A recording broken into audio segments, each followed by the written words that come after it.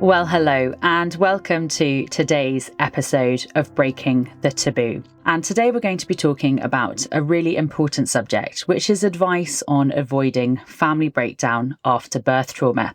And this is a subject that we've touched on in other episodes, but we've never had a dedicated discussion to specifically talking about this issue.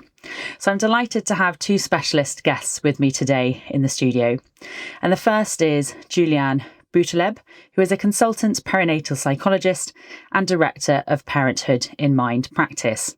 And she's joined by Auriana Griffiths, who is a partner specialising in medical negligence and head of the department in Irwin Mitchell's London office. And she predominantly focuses on obstetric cases resulting in brain injuries. Well, thank you both so much for joining us on today's episode to discuss such an important topic. And I can see from the many comments coming through on social media and to my emails that this is something that families are really looking for extra support on advice on. So thank you for joining us. And Auriana, perhaps we could start there. I mean, in your experience, you've spent many years obviously working with families who've particularly been affected by birth trauma. And we know that this has a huge impact on the couple's relationship and can end up in some cases with their breakdown. So could you start us off with telling us about any examples of women that you've worked with who have experienced relationship breakdown, and particularly kind of why did this happen, and can we sort of better understand what happens in that scenario? Nobody goes into pregnancy and childbirth expecting anything to go wrong. It's, the happiest time of your life. And so when something does happen, it's absolutely devastating. And the parents are very much significantly impacted as a result of all of the extra responsibility and the trauma that they've experienced.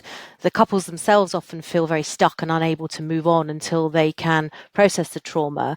And just to touch on an example that I can share from one of my clients, she had gone through labour and delivery. There was a failure to identify the signs of uterine rupture.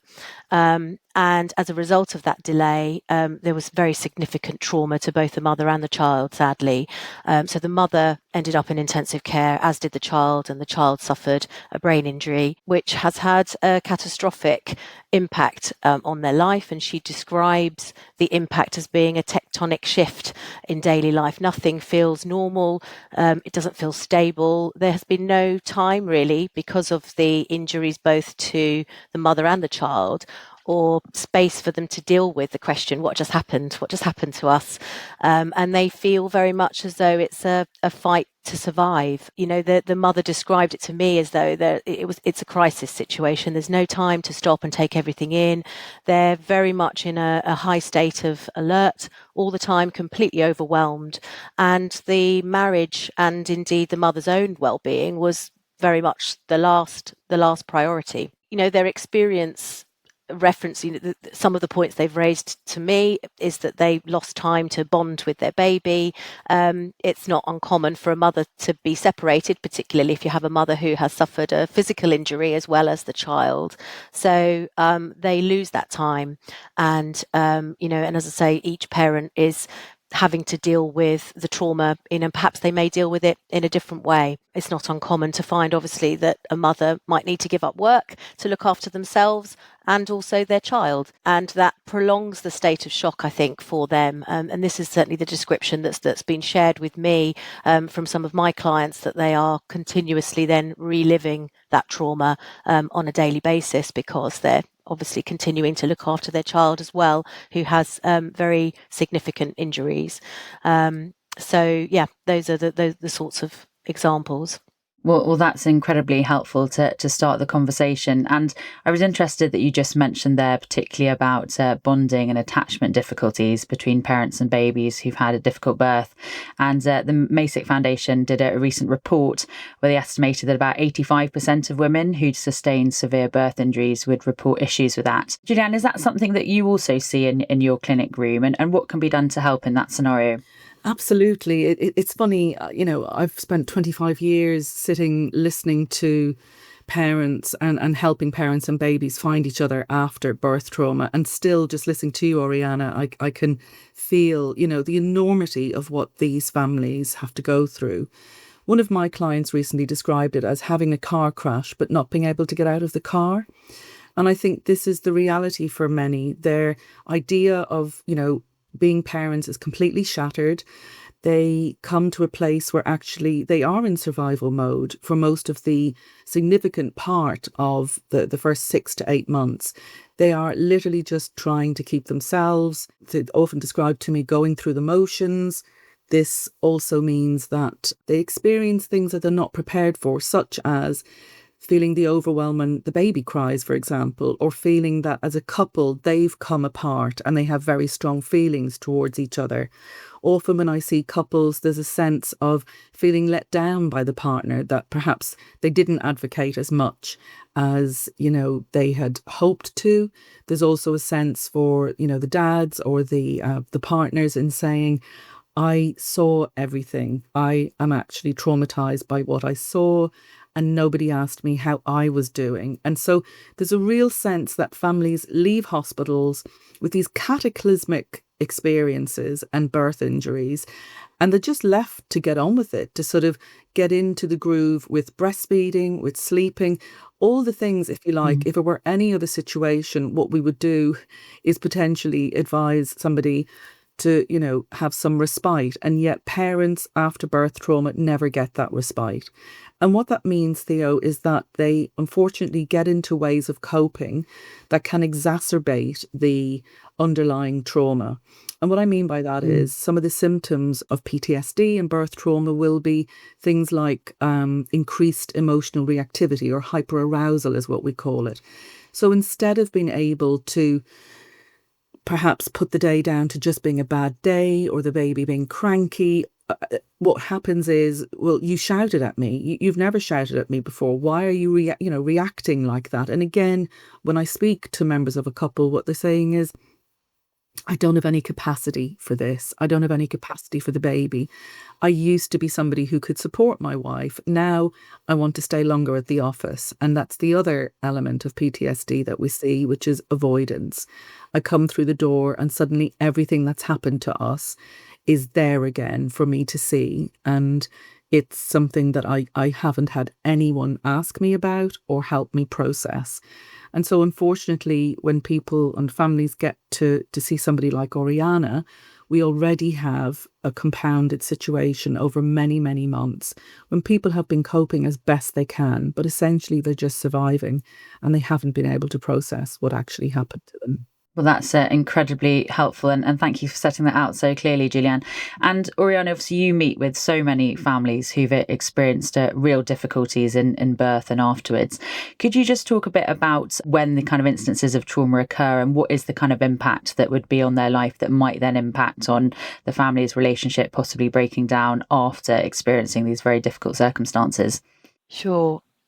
It's actually interesting, Julianne was talking about fathers just a moment ago, because I think that's very much an area that is not focused on, it's not provided for in the right way, and even through any kind of litigation, very much a father is often on the outskirts, and just touching upon that point, you often see that fathers will remain stoic and strong.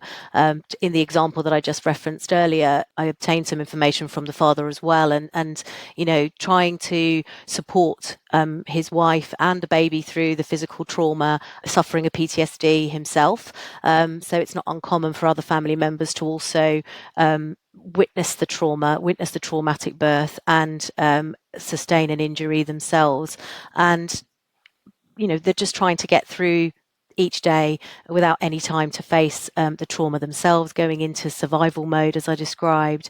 And so much of the focus in that situation is actually on the mother and the child, rightly so in terms of the physical injuries, but the father will often feel very left out in that situation. It may be that, as in this situation, you have the example here was the father was self-employed, and they just moved into a new house. They just purchased a new house. So, you have no choice but to throw yourself and continue to work to make sure that at least one parent is earning and can continue to pay the mortgage ultimately. And there's with all of those challenges, both in terms of day-to-day living, the huge impact on their lives, you find that there is just no space to deal or reflect on what happened at all. And a father working can become a bone of contention, can't it, in that sense? And it might appear or even be interpreted as an avoidance, but it isn't necessarily the case.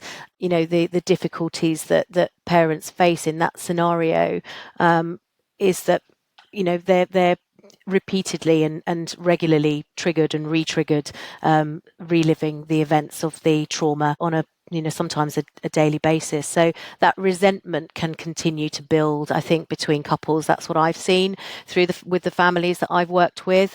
It just can be seen as though it's easier for a father to sort of focus on day-to-day efforts rather than really getting to grips with how they feel about their own trauma, and all of these different features, along with the challenges of supporting a child if the child has sustained an injury as well. All of those additional challenges, huge impact, and perhaps news about the prognosis for a child can just have such a significant impact that it's really difficult for parents to cope and to process what they've been through. Well, I think that's why it's so important that we discuss this. And I think you're completely right that dads are so overlooked in birth trauma. And, my husband had definitely PTSD from witnessing what happened to me, and it's not something we talk about enough. So, Julianne, if we could just focus on dads for a moment and kind of partners impacted by a traumatic birth, how specifically does that kind of show up in the couple's relationship? And could we talk a bit about how witnessing the events might obviously impact on the couple's relationship going forward? Absolutely. So one of the things, I guess, that birth trauma really challenges is the narrative that the couple will have had about how this is going to be entry into the next part of their lives as a couple. They're expecting the birth of their baby to be something that augments their sense of happiness, and in fact all of those assumptions are shattered. And I think what can happen is that the feelings that come up afterwards can be very difficult to contain within a couple relationship. Sort of anxiety over the baby, for example. Some partners speak to me about the fact that because they saw their partners and babies whisked away off to the NICU and weren't told what was going to happen, that they keep reliving this life and death scenario over and over again. They leave perhaps to go, to meet a friend, whatever, but they're actually experiencing almost a type of separation anxiety. So that's one way that it can come through. The other thing is, of course, the loss of intimacy and sexual intimacy and the sense of being able to come back together as a couple. Often what I see is that a couple are going through this together but apart. And often they don't recognise that. So one of the most important things that I do clinically is to explain to the couple what's actually happened and why they're behaving in the ways they are. Because I think what can happen is there can be a lot of blaming and a lot of guilt. So the partner who feels that he or she did not intervene enough, did not find out enough about what was going on, for the birthing person in that they, were abandoned in some way by their partner. And what I often try and explain to them is that these are subcortical reactions to life-threatening events. You did not choose to react or act in this way. The fight-flight you experienced was your brain and your body's way of protecting you from the enormity of what you saw. And what you're telling me what you saw was the sense that your wife and baby were going to die. And I guess it's helping them make sense at that point of why these feelings are coming up, why these behaviours. And that can often be tremendously therapeutic for the couple to understand that although they may have feelings about each other's behaviours and why and how they've acted in different ways, including, as Auriana says, the sense of perhaps, the parenting story not being quite what we thought. I thought the three of us would be hanging out together, enjoying each other's company. I thought we'd be coming together more as a couple. And with that not happening, that can be quite catastrophic. So it's really trying to explain to a couple and a family very early on that what they're experiencing are PTSD symptoms, and that there is sort of a normalizing process of sorts to say these experiences, although they're catastrophic right now, they are happening to you because of what you experienced in the labour ward. And that in itself can really sort of bring down the sense of what's happening to us, that many couples and families talk to me about. And also, it's not just about the impact on the parents, but also about the impact on the other children, the family too. And Auriana, I know that you work as well with families where there's obviously siblings and grandparents who've also been affected by the traumatic birth. Have you got any examples that you could share with us of kind of where the trauma has impacted on the wider family and their relationships? Yeah, absolutely. It's actually the same family that I was talking about earlier, and they're in that particular family setup. There was an older child, and I explained that the mother had obviously been admitted to intensive care herself because of her own injuries, and their son was in the neonatal intensive care unit for a lengthy period. And so the older sibling, his experience, he was very young at the time. He was only 2 or 3 years old when his younger brother was born, and demonstrates now and over a period of time, separation anxiety. So the fact that his mother was away from him for so long caused issues, and he has, fortunately, as a result of the work that we've been doing, been able to access some therapy himself. So it's not uncommon to have siblings who are not only traumatized themselves because of the change of circumstances at home, and probably being very much aware of the challenges that the rest of the family are under, but also when the baby comes home, you've then got this very lengthy period of time, and it never changes, it's for life, where so much of the focus is and has to be on the child who has a significant brain injury. And it's how do parents find the time and make the time to be able to support the older child who doesn't understand what's happened but is very significantly impacted themselves. And that's not uncommon. I'll use that example, but we do see it in many, many cases. And what strikes me about listening to you both is, I think, how we really need to keep the needs of the whole family in mind after birth trauma. So obviously the mum is hugely important to help with their physical and mental recovery, but it also has such a sort of wider ripple impact. And I think also the importance of greater communication, of just talking about these things. So Julianne, if there are parents who have experienced birth trauma who are listening today, what is kind of advice and resources out there to help them? Are there any particular services that they should look up in the UK to look for support? Yeah, I mean, I'm going to just focus in a little bit on the parenting bit, because of course that then is also something that goes awry. The images that we've had of ourselves before the birth trauma of how we're going to parent, perhaps we have a sense that we're going to breastfeed, perhaps we have a sense that, we're going to co-sleep with our babies, and all of that goes out the window in terms of what is possible post-birth. And that might be because of the extent of injuries, physical injuries, but it might also be because, unfortunately, the baby, as we know within sort of working as a parent-infant psychologist, the baby becomes a really unfortunate reminder of the trauma. And that sort of scenario between baby and parent then becomes a re-triggering area. So I would say to anybody listening today who is feelings about their baby, perhaps wanting to have some respite from the baby, or feeling that they're not being the mother or the father that they'd hoped they'd be, I'd really like to normalise that for them. And one of the things I'd want to direct them to are the downloadable resources that I developed with Make Birth Better. There are sheets in there that explain why you might be feeling dysregulated with your baby, or why you might feel that you're going through the motions and not really enjoying your baby.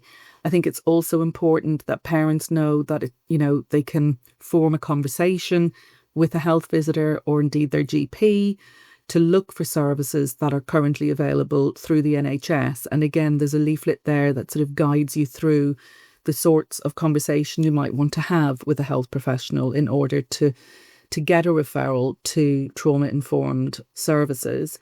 I think the other thing that's important is helping educate the wider family network. So often people say to me, I've had my mother-in-law come, or, friends have been trying to help, and yet them coming over and not really understanding what I've been through has been very unhelpful. And the response to that often then is that the couple and the family isolate themselves from the sort of help that really would make the difference. And so again, within that, if you're listening and if that sort of resonates, I would say think together about what would really help. Maybe it's not having somebody drop in for a cup of tea. Maybe it is about having somebody drop off a week's worth of frozen meals. Or perhaps it is about explaining or having your partner explain to your mother-in-law the extent of what you have been through and why perhaps, you need respite from the baby, that it's not because you're not being a good enough parent, but that actually in the circumstances, there are a whole load of other experiences you've had that mean that you need other types of supports and resources at this time. And I think when that doesn't happen, Theo, there can be a real sense of feeling misunderstood, of wanting to isolate oneself, and also being re-traumatized by people's wider family expectations of how it should be at this time. Yeah, no, that's so useful. And we've got a link in the show notes to Make Birth Better, and do check out their website, and that leaflet's incredibly helpful. And Auriana, something else you mentioned earlier was about going back to work and just listening to what Julianne described. I mean, obviously this has such an impact on so many other areas of people's lives, and this is something that they can also get help with. So if anyone's had to stop working, for example, due to PTSD or having this kind of prolonged state of shock, what kind of help is out there that someone like you might be able to advise them to get and to have extra support with? It very much depends on the circumstances, because obviously if there are any circumstances where a parent feels that something's gone wrong during the course of the labour and delivery, that maybe as a result of substandard care, then obviously an investigation could be pursued to see if any compensation might be available to help support people. And of course, depending on the circumstances, if that's a claim for a mother, then she may be able to claim loss of earnings and that sort of thing. But it is really difficult because, of course, these cases are not short. They're not usually over very quickly. They can be lengthy investigations with experts that need to be instructed to obtain reports, etc. So in terms of support on the ground, you've touched upon some of the resources already in terms of Make Birth Better, and there are others as well, the Birth Trauma Association and Mazik Foundation, etc. Any particular issues between husband and wife or partners, they may not be married, then organisations such as Relate as well. I just want, if I can, I just wanted to touch upon one of the issues that you were talking about, Julianne, because I think one example that I have relates to a third degree tear in a mother. We've talked about birth injury resulting in an injury to a child, but just focusing a bit more on the tear cases and the OASI injuries. In that situation, one of the things that's been hugely beneficial for a family that we've worked with is accessing psychosexual therapy. So the mother described to me about obviously the shock coming out of a delivery that hasn't gone the way that they had hoped, the medical appointments, the anxiety. There's a sense of very often blaming themselves for not being able to protect themselves or their child, and understandably resuming intimate relations is not at the top of their priority, and physically is very difficult and very often delayed, and that can create a cavernous distance between parents. I think what's really important is trying to be able to get some support really early on, and whether that's psychosexual therapy. The same mother described to me the input and undergoing EMDR, which was also incredibly helpful to be able to help the brain to reprocess the negative emotions and memories that had become a bit stuck, and allowed her to move forward. And just that therapy, whether it's psychotherapy, whether it's EMDR or others, Julianne's much better placed to be able to talk about those sorts of issues, but just taking things really slowly and helping parents to reconnect at first, taking it step by step is really helpful. But of course, unfortunately, not all of that support is available. So one of the things that we do through the families that we support and the investigations that we undertake is, if we are able to pursue and extract an admission of fault early on in the investigation, then we can ask for some compensation early on to help pay for this therapy. And that, from my experience, has been hugely beneficial. And that's not just therapy for a mother, it's very often family therapy and looking at all of the different individuals involved who have been impacted by birth trauma and making sure that the right sort of therapy can be put in place to support them. I think that's such an important point. And I'm glad we're discussing about the impact on physical relationships with your partner post a traumatic birth. And I remember when I went into my specialist care clinic after my own birth injury, the first thing I was offered was contraception. Was I can tell you, when you've had a birth injury, that's about the last thing that's on your mind. But I think it is a really important point about this kind of lack of intimacy and sexual needs not being met. I mean, Julianne, from your perspective as a perinatal psychologist, what do you see and what advice do you have for families in a similar scenario? So I just want to mention there's a brilliant leaflet that's just been produced by Birth Trauma Association on returning to work after third degree tear. It's excellent. So I would really get people to have a look at that if they are, because there may be particular adjustments that are needed when you return to work. And often I have worked with women for whom that is then a very tender, difficult part of the transition. The other thing I want to say is, as you said, both Theo and Auriana, if this help isn't forthcoming at the start, when couples really need, it's a little bit like they've come out of, sort of a, as you say, a seismic event, an earthquake has gone off in their lives, and yet they're expected to just carry on for months and months and months, not knowing what's happened to them. We wouldn't do that in any other sort of disaster. We would be resourcing people at the beginning. And I think knowledge is power, knowing where the resources are, knowing what's happened to you, understanding how you can get the people around you to really help. But I think what is important also is understanding how, what is going to work. And sometimes it is couples work, but sometimes it's also about having space on your own. Many of the men that we see, or the partners that we see who have come through these difficult situations, feel guilty about taking up space in the couple's work. They almost feel as if, well, it didn't happen to me, so how can I be so affected? And so what we often do is we might, see them first, because what's also often part of the story is that you're not there for me. You're not helping me. You're not being a resource to me. And often when we work, 2 or 3 sessions explaining to the partner what's happened, they can then start to become a real resource and support to the person who's, experienced the injuries directly. I think the other thing to say is about lowering the bar a little bit on what you expect. I see so many women come through these experiences expecting so much of themselves.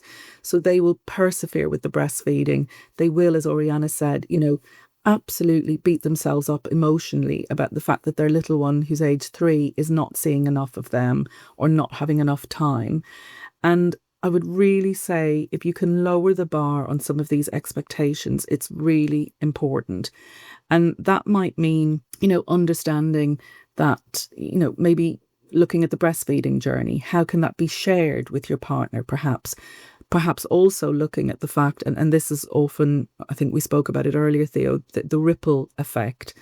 Cheryl T. Beck, who is a sort of world expert in birth trauma, talks about this. And effectively, the lack of sexual intimacy, not being able to come back on the same page as a couple, has real impact on a couple's reproductive journey. Perhaps they feel so traumatized they cannot bring themselves to, become pregnant again and have, the second or third child they always assumed they would have. And that's very dominant in the research currently. That is a very common ripple effect after birth trauma. So I guess what I'm saying is we really need to get the information out there early. Ideally, I'd like it to be handed out on the ward. Ideally, I would like people to be signposted as soon as, and perhaps, clutching a few leaflets as they leave the hospital so they know where to look. I'd also like there to be some thought around what's available in the workplace. And again, Parenthood In Mind works with a lot of the big corporate companies, understanding that also your employer might be able to help, whether there's local counselling services within your workplace that could be of help is also worth exploring. But we need to be seeing to people as they, emerge from these experiences, not 9-10 months down the line when the damage that Auriana has, poignantly described this morning is happening. Well, that's so helpful. And I'm really pleased that you mentioned some of the fantastic charities out there working on this, in particular the Birth Trauma Association. If anyone's listening today who's not come across the BTA, I first found them as a mum on their Facebook group, and they do fantastic work of kind of being a frontline service, a real person that you can speak to and who's been through a similar experience to yourself. So do check them out. And if you're interested in going back to work, we actually did a very dedicated episode on this in a previous series where we had an employment lawyer who kind of talks you through your rights, and if you're not able to go back after the 6-month maternity leave has ended, and what should you do and how should you approach your employer. So do check out that earlier episode. And something we haven't talked about yet, but Auriana, I'd love to discuss as well, is about parents of injured children, because obviously they have such incredibly difficult medical and legal needs, which presumably provides so much additional strain to the family and will completely change the life of any parent on their career and aspirations and everything else. So could you just talk a bit about that? And I don't know if you've got any experiences of mums that you've worked with that you'd like to share to give us an example. I suppose one example I could give relates to a case where there was a delay in delivery. It's very common. That's often the angle, that there's a failure to correctly interpret the monitoring. So it's a bit medically technical, but a cardiotachograph, a CTG trace that monitors the mother's contractions and a baby's heart rate is sometimes attached to the mother. And we see instances where essentially the midwives or the obstetricians involved are not interpreting that correctly, and they don't identify the problem quickly enough or at all. It may be that the baby's heart rate is affected because of cord occlusion or cord compression, that sort of thing. And the argument in those cases is that the delivery should have been expedited, and it wasn't, and then the baby suffers an injury as a result, often a brain injury. So those are the sorts of cases that we see, and the trauma that follows very often tears the parents apart, and it pushes them apart in the early stages. And one example that I have actually has a really positive outcome, which is nice to talk about, because so very often, unfortunately, what we see is a poor outcome for everybody, including the relationships of the parents. But we are talking about, what can be done to try and support people to prevent the breakdown. This is an example actually where the outcome was very positive in a number of ways, and I think it's useful to talk about this today. What happened was that after the initial challenge to the parents, who were really pushed apart in terms of how they were coping and how they were dealing with the trauma, they had to fight so hard for their son to get everything that he needed. But what they did was that they recognized that they needed to fight even harder for their own relationship as well. And that's, of course, it's not always possible to achieve that, but they used their son's strength and determination. It made them want to succeed as well. And they worked together. They used their extended family. Julianne, you were talking about asking people to come in and perhaps just allow the parents or an individual, time and space to deal with their own challenges and trauma. And they got some help fairly early on. They actually wish they'd done it much sooner, but they still did get some help, and they were able to save their relationship and work together. They had PTSDs as well. In fact, the mother was saying that her sister, so the child's aunt, actually went on to train to become a midwife herself, because she really wanted to continue to champion and fight for some change and make a difference herself. And it really inspired her to want to get into the maternity services to try and prevent other people from going through the same thing her sister had, and her nephew. So it's a lovely story. It obviously a very difficult start in life, but nice to know that actually with the right intervention at the right time, that this isn't always a foregone conclusion that the relationships break down, that there are things that can be done to save them.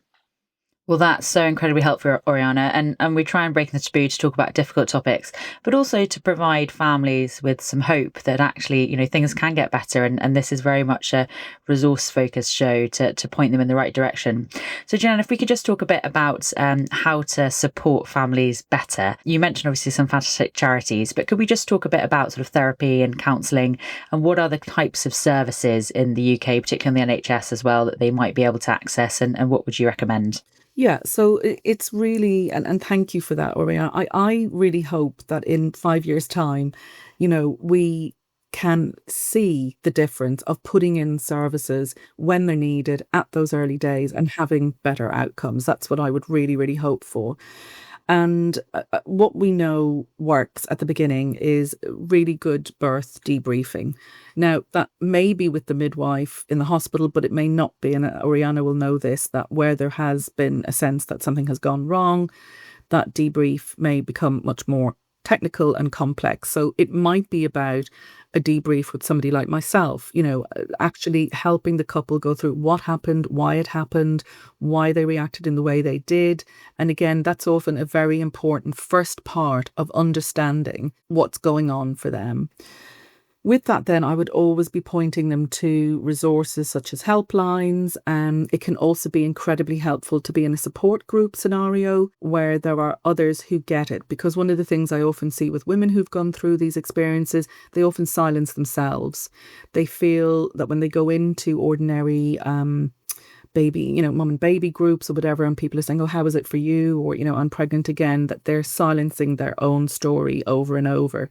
And so one of the other things that can be incredibly helpful, and again, people will usually advertise these, particularly through Instagram, is going to a group where people have had a difficult start, so to speak, in different ways, but that there are others who really get it, that you haven't had the start into parenthood that you've wanted.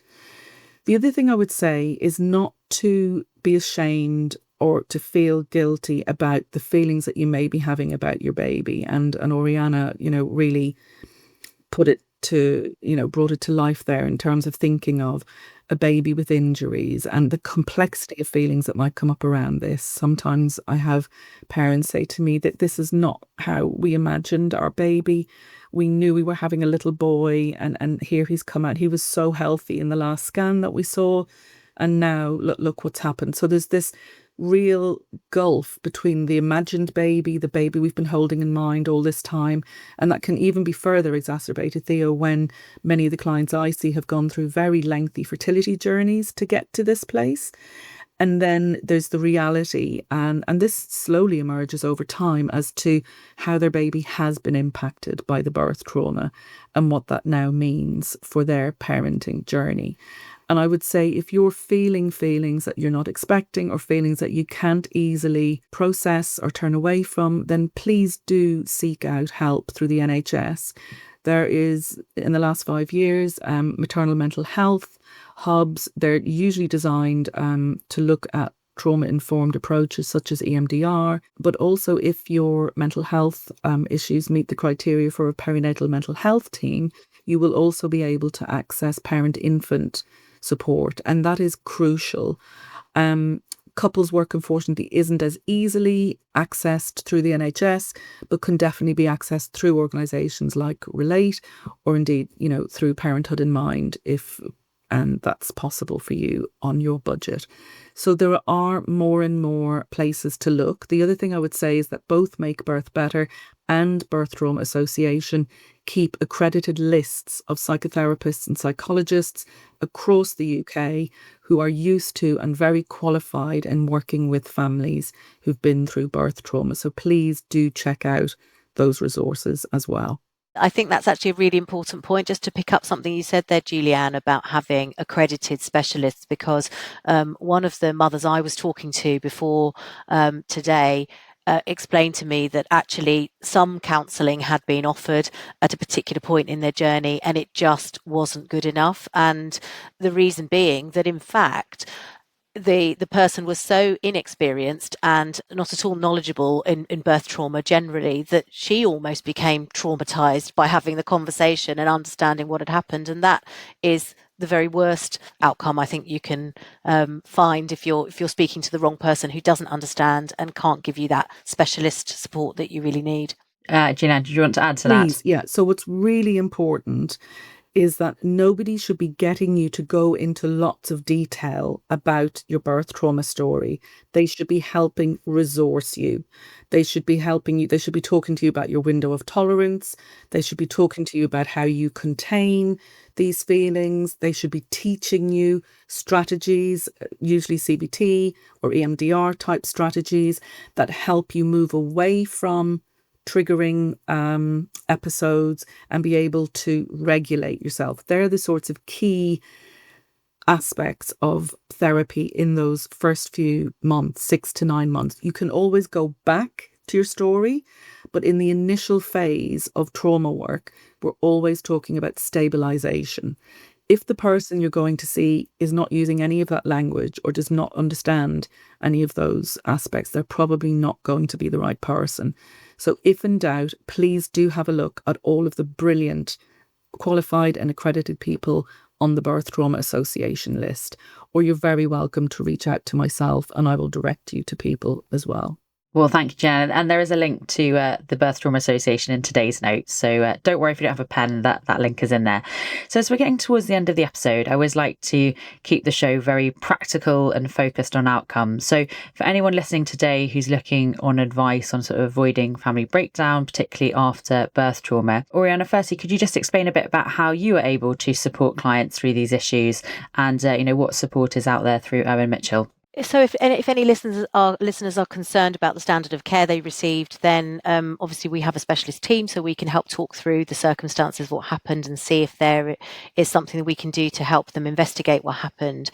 What's really important is trying to establish whether or not there is a case as quickly as possible, because obviously the sooner we can encourage an admission of liability, the sooner we can get some funding available to help pay for therapy while the case continues, because very often the cases go on for a very long period of time. But we also have, in the interim period, we also have specialist rehabilitation coordinators who can help families when there aren't any funds available through the case. They can help our clients understand how to access support and signpost them to the appropriate organisations and charities. That's really helpful. And Julianne, what resource would you like to signpost listeners to today? I think what I'd like to say as a sort of a nugget to leave them with is we've spoken through all the resources, but if you feel that you have been negatively impacted by your birth, and remember, again, Cheryl T. Beck, who's the expert, she says, birth trauma is in the eye of the beholder. It doesn't matter what anybody else thinks. If you feel that you have, and you feel that your partner has and your baby has, or whoever, please take that seriously and seek the support now. That's what I would really recommend. I think Auriana's examples today have really shown that so many people, dismiss their own feelings, down regulate what they've been through. But really, if you do feel that this has been negatively impacting you, seek help as soon as possible. And I would always say, I know it's overwhelming. I know it's a huge thing to do in the midst of what you're going through, but just take one step today. That might be listening to this episode. It might also be looking at what's on the Make Birth Better website. But one step every day will take you nearer to the place that you need to be and where your family need to be, and getting through recovering. Well, that's incredibly helpful advice, Julianne. And part of the point of this podcast as well is to better educate mums post-birth, but also during pregnancy. And something I always discuss as well is things like, do people know their risks during birth, particularly if they're from a Black or Asian background, that it'd probably be higher. And I think we do need to have much greater awareness in the UK and around the world about this. So my final question I always like to ask guests is more on policy. And we do know that we have politicians listening to Breaking the Taboo. In fact, we've had some of them as guests on the show. So Auriana, if you had the Prime Minister or the Health Secretary listening today, what would you like them to do to improve maternity care for women?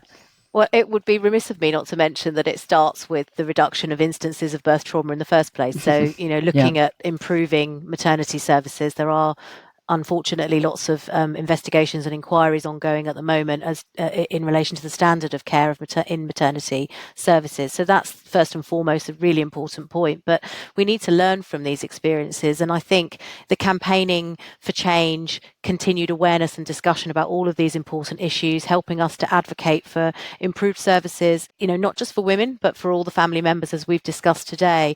But I think the key point would be trying to introduce a way of providing support much, much earlier for women and families after that birth trauma is the main point really that I would like to get across. Yeah, and that echoes so many of the findings that we found in the birth trauma inquiry, which I chaired in the UK Parliament last year. And I hope that the government's new maternity investigation will be looking at that and taking action on it. And Julianne, you are a perinatal psychologist. So what would you like the government to do to help people like yourself to help these families? Well, we were very lucky a few years ago to get the funding into the NHS to expand, well, first of all, to establish the maternal mental health hubs and to expand perinatal mental health services across the UK. However, there is still no mother and baby unit in Northern Ireland.